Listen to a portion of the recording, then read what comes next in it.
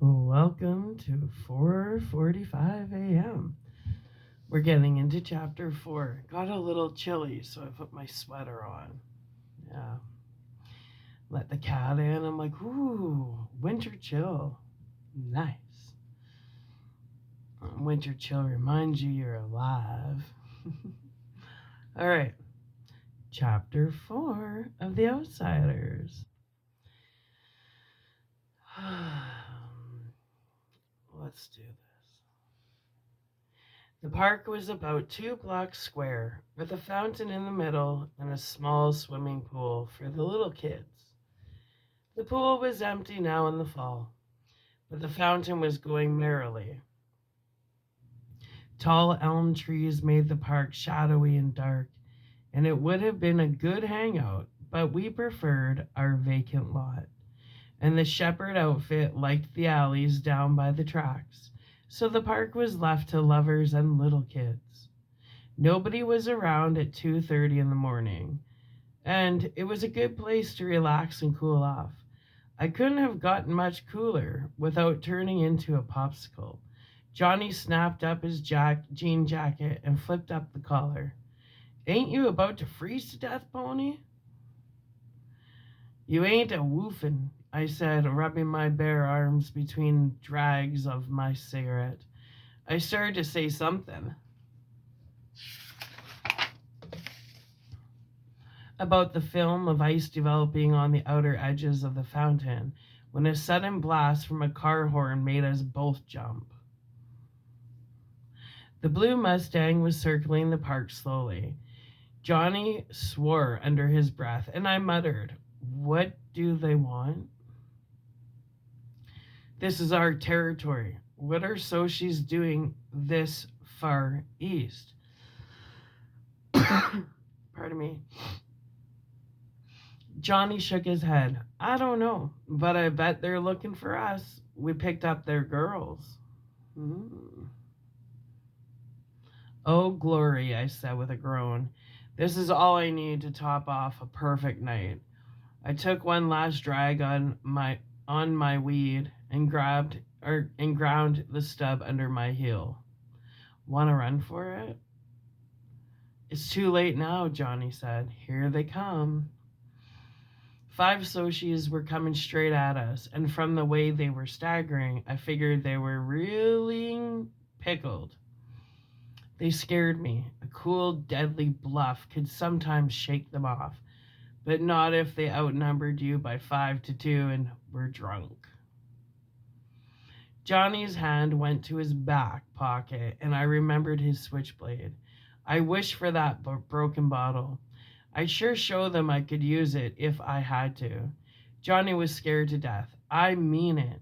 He was as white as a ghost, and his eyes were wild looking, like the eyes of an animal in a trap.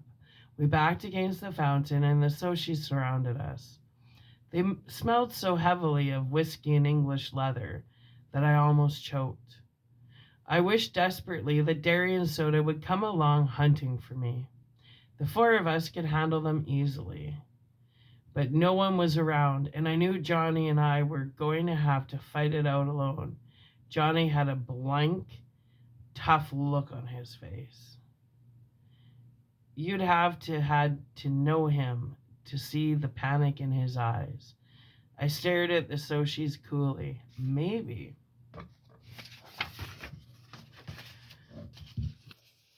they could scare us to death, but we'd never let them have the satisfaction of knowing it. It was Randy and Bob and 3 other Soshis, and they recognized us. I knew Johnny recognized them. He was watching the moonlight glint off Bob's rings with huge eyes. "Hey, what you know?" Bob said a little unsteadily. "Here's those little greasers that picked up our girls." "Hey, greasers." "You're out of your territory," Johnny warned in a low voice. "You better watch it." Randy swore at us, and they stepped in closer. Bob was eyeing Johnny. "Nup, pal, you're the ones who better watch it. Next time you want a broad, pick up your own kind. Dirt." I was getting mad. I was hating them enough to lose my head. You know what a greaser is? Bob asked. White trash with long hair. I felt the blood draining from my face. I've been cussed out and sworn at, but nothing ever hit me like that did. Johnny Cake made a kind of gasp, and his eyes were smoldering. You know what a Sochi is? I said, my voice shaking with rage. White trash with Mustangs and Madras. And then, because I couldn't think of anything bad enough to call them, I spit at them. Bob shook his head, smiling slowly. You could use a bath greaser and a good working over, and we've got all night to do it. Give the kid a bath, David. I dunked and tried to run for it, but the Sochi caught my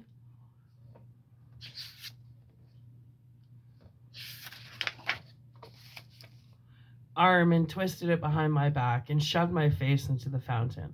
I fought, but the hand at the back of my neck was strong, and I had to hold my breath. I'm dying, I thought, and wondered what was happening to Johnny. I couldn't hold my breath any longer. I fought again desperately, but only sucked in water. I'm drowning, I thought. They've gone too far. A red haze filled my mind, and I slowly relaxed. The next thing I knew, I was lying on the pavement beside the fountain, coughing water and gasping. I lay there weakly, breathing in air and spitting out water. The wind blasted through my soaked sweatshirt and dripping hair. My teeth chattered unceasingly, and I couldn't stop them. I finally pushed myself up and leaned back against the fountain, the water running down my face. Then I saw Johnny. He was sitting next to me, one elbow on his knee and staring straight ahead. He was a strange greenish white, and his eyes were huger than I'd ever seen them. I killed him, he said slowly. I killed that boy. Bob, the handsome Sochi, was laying there in the moonlight, doubled up and still. A dark pool was growing from him, spreading slowly over the blue-white cement. I looked at Johnny's hand. He was clutching his switchblade, and it was dark to the hilt. My stomach gave a violent jump, and my blood turned icy. Johnny, I managed to say, fighting the dizziness. I think I'm going to be sick. Go ahead, he said, in the same steady voice. I won't look at you. I turned my head and was quietly sick for a moment.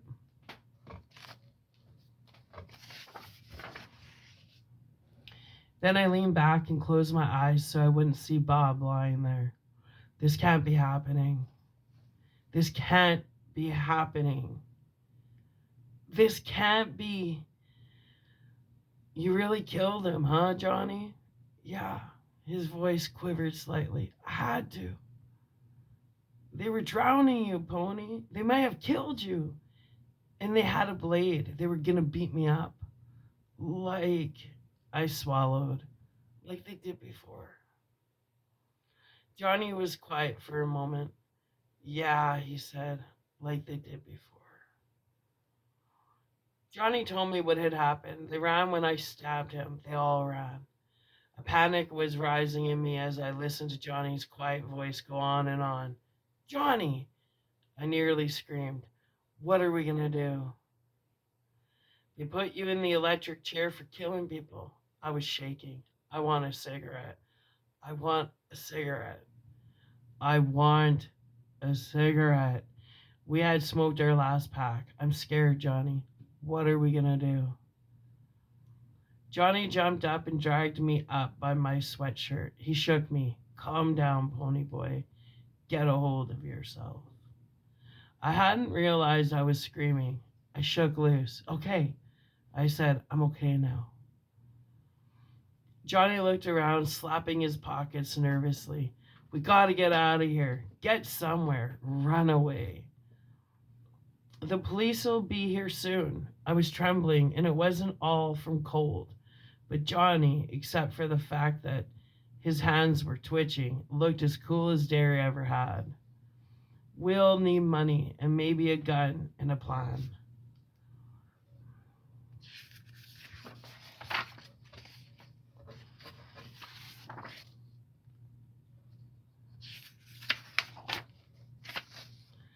Money, maybe a gun, a plan.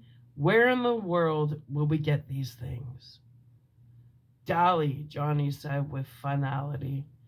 Dolly'll get us out of here. I heaved a sigh. Why hadn't I thought of that? But I never thought of anything. Dallas Winston could do anything.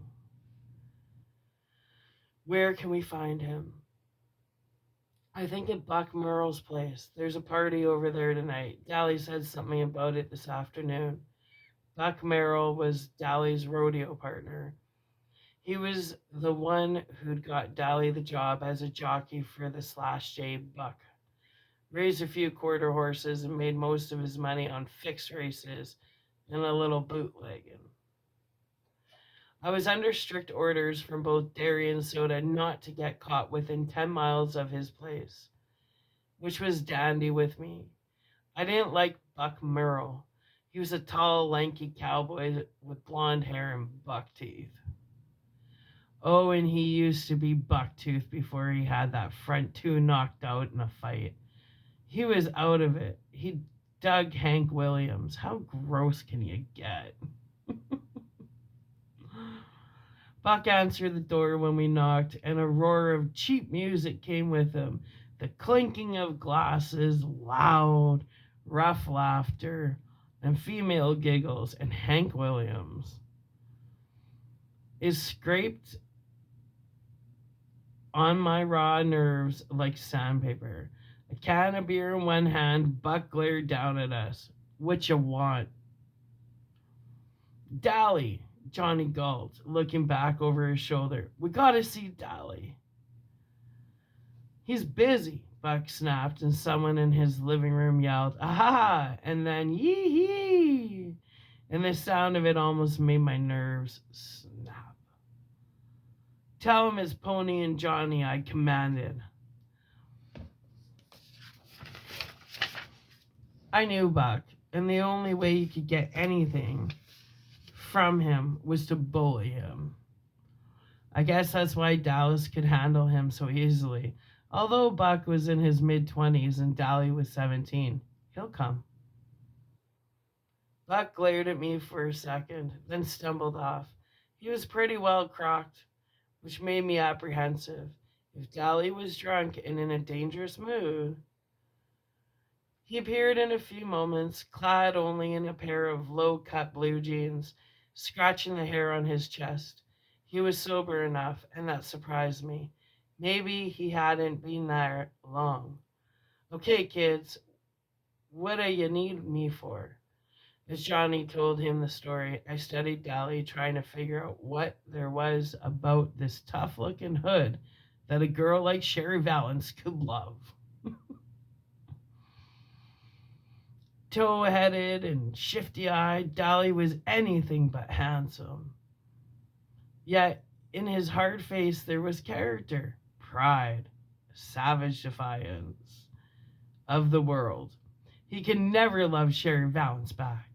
It would be a miracle if Dally loved anything. The fight for self-preservation had hardened him beyond caring. He didn't bat an eye when Johnny told him what had happened, only grinned and said, good for ya.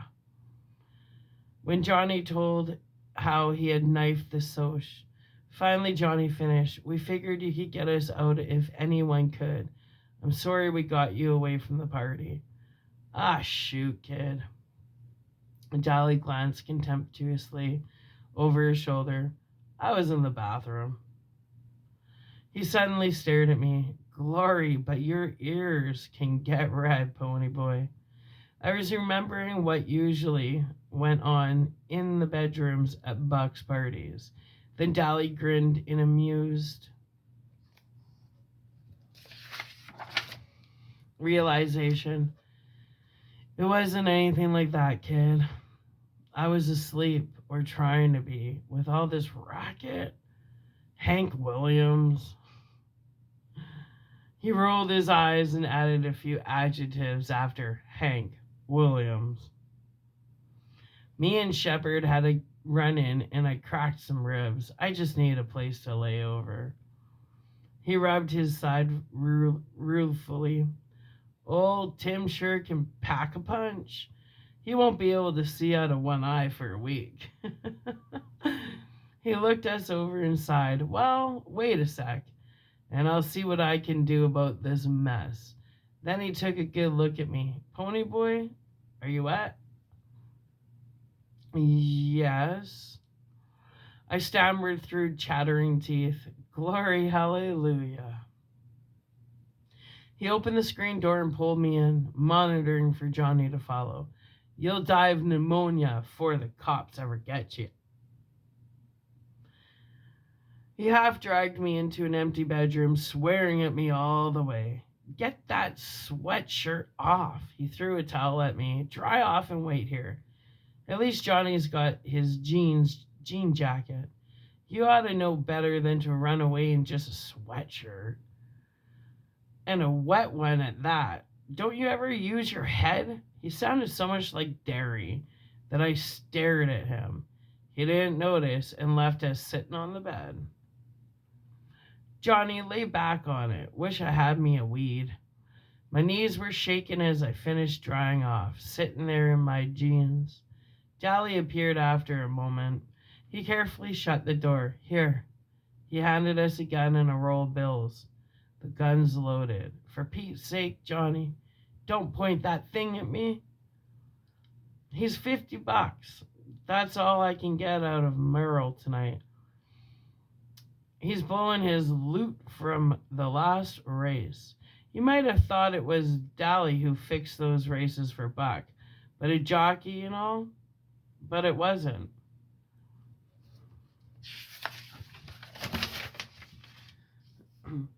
The last guy to suggest it lost 3 teeth. It's the truth. Dally rode the ponies honestly and did his best to win. It was the only thing Dally did honestly. Pony, do Derry and Soda Pop know about this? I shook my head. Dally sighed.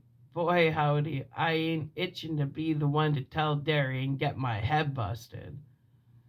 Then don't tell him, I said. I hated to worry Soda Pop and would have liked to let him know I had gotten his far okay, but I didn't care if Derry worried himself gray-haired. I was too tired to tell myself I was being mean and unreasonable. I convinced myself it wouldn't be fair to make Dally tell him. Derry would beat him to death for giving us the money and the gun and getting us out of town. Here, Dally handed me a shirt about 60 million sizes too big. It's Buck. You and him ain't exactly the same size, but it's dry. He handed me his worn brown leather jacket with the yellow sheep's wool lining. It'll get cold where you're going, but you can't risk being loaded down with blankets. I started buttoning up the shirt.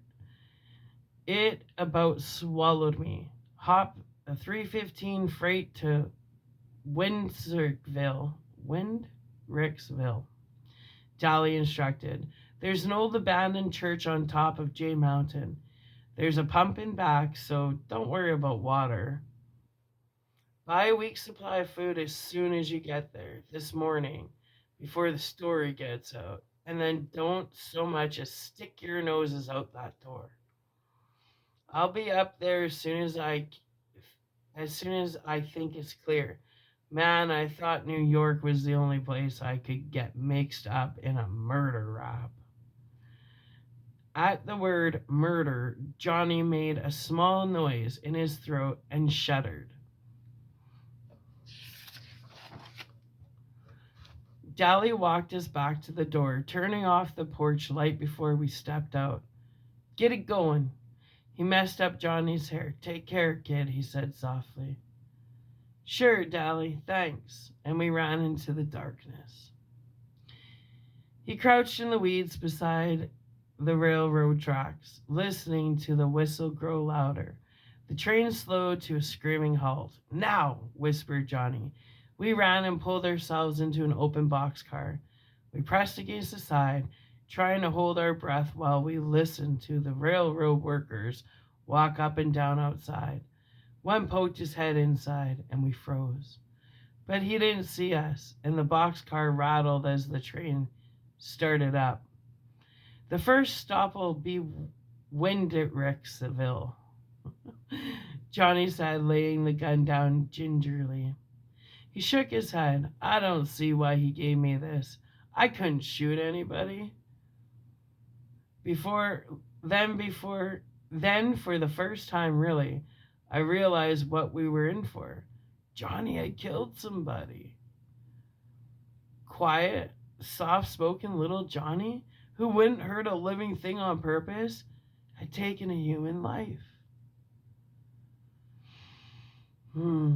We were really running away with the police after us for murder and a loaded gun by our side. I wish we'd asked Dolly for a pack of cigarettes. I stretched out and used Johnny's leg for a pillow.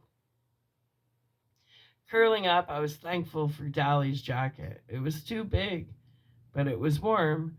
Not even the rattling of the train could keep me awake. And I went to sleep in a hoodlum's jacket with a gun laying next to my head.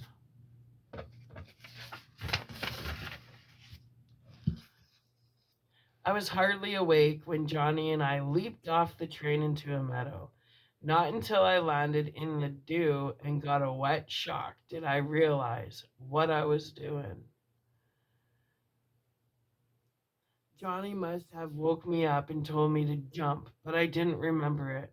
We lay in the tall weeds and damp grass, breathing heavily.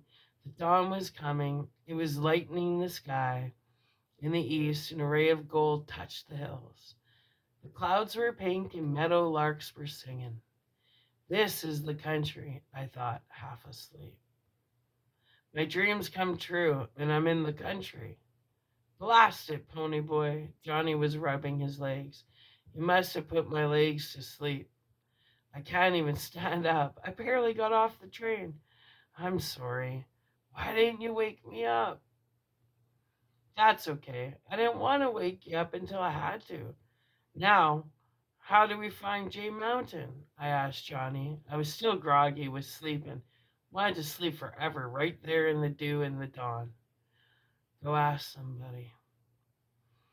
The story won't be in the paper yet. Make like a farm boy taking a walk or something. I don't like a farm boy. Well, I don't look like a farm boy, I said.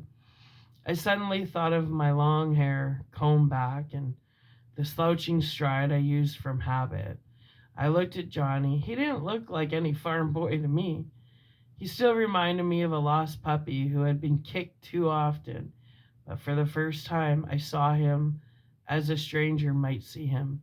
He looked hard and tough because of his black t-shirt and his blue jeans and jacket, and because his hair was heavily greased and so long. I saw how his hair curled behind his ears, and I thought, we both need a haircut and some decent clothes.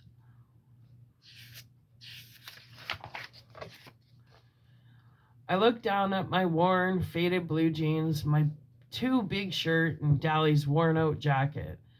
They'll know we're hoods the moment they see us, I thought. I'll have to stay here, Johnny said, rubbing his legs. You go down the road and ask the first person you see where Jay Mountain is. He winced at the pain in his legs. Then come back, and for Pete's sake, run a comb through your hair and quit slouching down like a thug. So Johnny had noticed it too.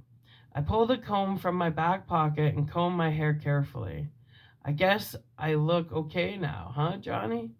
He was studying me. You know, you look an awful lot like Soda Pop.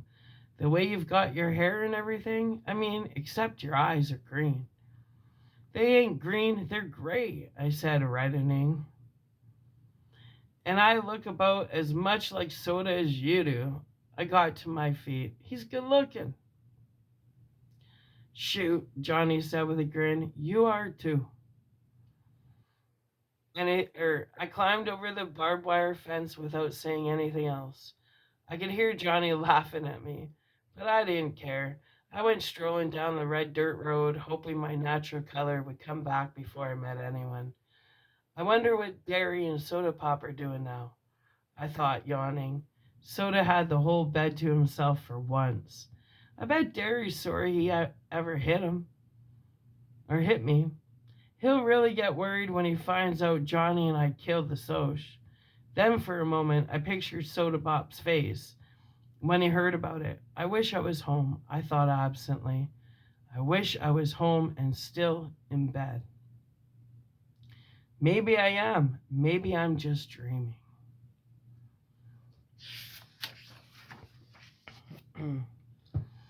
It was only last night that Dally and I had sat down behind those girls at the nightly double. Glory, I thought with a bewildering feeling of being rushed. Things are happening too quick, too fast. I figured I couldn't get into any worse trouble than murder. Johnny and I would be hiding for the rest of our lives. Nobody but Dally would know where we were, and he couldn't tell anyone because he'd get jailed again for giving us that gun. If Johnny got caught, they'd give him the electric chair, and if they caught me, I'd be sent to reformatory. I'd heard about reformatories from Curly Shepherd, and I didn't want to go to one at all. So we'd have to be hermits for the rest of our lives and never see anyone but Dolly. Maybe I'd never see Derry or Soda Pop again. Or even Two Bit or Steve. I was in the country, but I knew I wasn't going to like it as much as I thought I would. There are things worse than being a greaser. I met a sunburned farmer driving a tractor down the road. I waved at him, and he stopped. Could you tell me where Jay Mountain is? I asked as politely as I could. He pointed on down the road. Follow this road to that big hill over there. That's it. Taking a walk?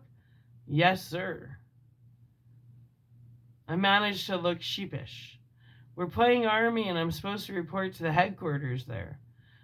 I can lie so easily that it spooks me sometimes. Soda says it comes from reading so much, but then Two Bit lies all the time too, and he never opens a book. Boys will be boys, the farmer said with a grin, and I thought dually that he sounded as corn pony as Hank Williams. He went on, and I walked back to where Johnny was waiting. We climbed up the road to the church, although it was a lot farther away than it looked. The road got steeper with every step. I was feeling kind of drunk. I always do when I get too sleepy. My legs got heavier and heavier. I guess Johnny was sleepier than I was. He had stayed awake on the train to make sure we got off at the right place. It took us about 45 minutes to get there. We climbed in a black window. It was a small church, real old and spooky and spiderwebby. It gave me the creeps. I've been in church before. I used to go all the time, even after Mom and Dad were gone. Then one Sunday, I talked Soda into coming with Johnny and me. He didn't want to come unless Steve did, and Two Bit decided he might as well come too. Dally was sleeping off a hangover, and Derry was working. When Johnny and I went, we sat in the back, trying to get something out of the sermon and avoiding the people, because we weren't dressed so sharp most of the time. Nobody seemed to mind, and Johnny and I really liked to go. But that day, well, Soda can't sit still long enough to enjoy a movie, much less a sermon. It wasn't long before he and Steve and Two Bit were throwing paper wads at each other and clowning around. And finally, Steve dropped a hymn book with a bang. Accidentally, of course. Everyone in the place turned around to look at us, and Johnny and I nearly crawled under the pews, and then Two Bit waved at them. I hadn't been to church since.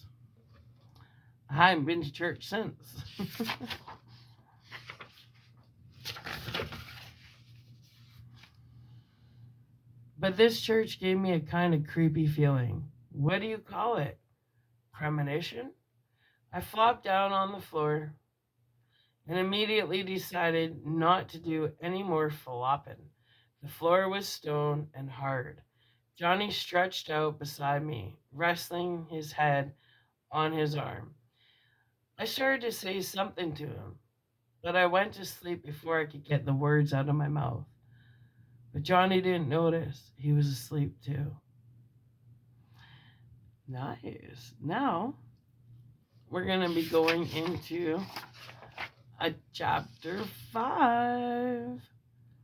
I think we'll read another chapter before I call it quits for this early morning read. All right. All right. I'm going to load this up and then we're going to get into chapter 5. Why? Because I love you.